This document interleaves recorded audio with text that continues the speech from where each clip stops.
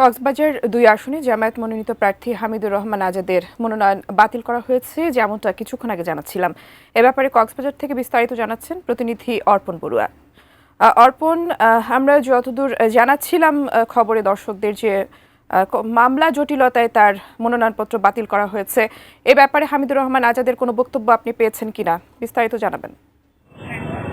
দুটো যেমনটি বলছিলেন, আজকে কক্সবাজার রিটার্নিং অফিসারের কার্যালয়ে কক্সবাজার ১ এবং ২ আসনের মনোনয়নপত্র যাচাই বাছাই কার্যক্রম আসলে বিকেল ৩টার পর থেকে শুরু হয়। প্রথমে কিন্তু মনোনয়নপত্র যাচাই বাছাই করা হয় কক্সবাজার ১ আসনের অর্থাৎ চকরিয়া পেকু আসনে, যেখানে ৫ জন প্রার্থী ছিলেন এবং সেখান থেকেই ২ জন প্রার্থীর মনোনয়ন বাতিল করা হয়েছে। পাশাপাশি ওই আসনটিতে বিএনপির স্থায়ী কমিটির যে সালাউদ্দিন আহমেদ রয়েছেন, বিএনপির স্থায়ী কমিটির সদস্য, তার মনোনয়নপত্র বৈধ হয়েছে। পাশাপাশি আরো ২ জনের মনোনয়নপত্র বৈধ ঘোষণা করা হয়েছে। আরেকটি বিষয় জানাতে চাই, এরপরে আসলে কক্সবাজার ২ অর্থাৎ কুতুবদিয়া মহেশখালী আসনের মনোনয়নপত্র যাচাই বাছাই কার্যক্রম কক্সবাজার জেলা প্রশাসক কার্যালয়ে ঠিক কিছুক্ষণ আগেই সমাপ্ত হয়েছে এবং যাচাই বাছাই কার্যক্রমে মামলা জটিলতার কারণে জামায়াতের সহকারী সেক্রেটারি জেনারেল যিনি রয়েছেন কক্সবাজার ২ আসনের অর্থাৎ মহেশখালী কুতুবদিয়া আসনের যিনি সাবেক সংসদ সদস্য ছিলেন এবং জামায়াত থেকে তিনি আসলে মনোনয়ন নিয়ে সেখানে প্রতিদ্বন্দ্বিতা করার জন্য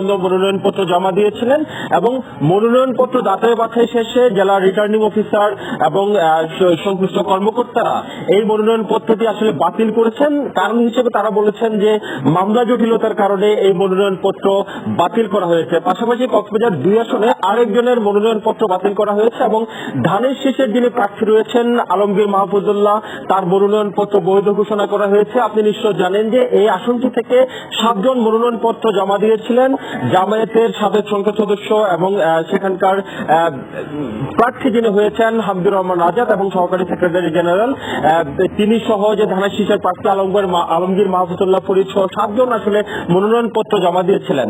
যেহেতু এই আজকের এই দিনে ৭ জনের মধ্যে ২ জনের মনোনয়নপত্র বাতিল করা হয়েছে, এখন ৫ জন নির্বাচনে অংশগ্রহণ করতে পারবেন বলে রিটার্নিং অফিসার সূত্রে আমরা জানতে পেরেছি।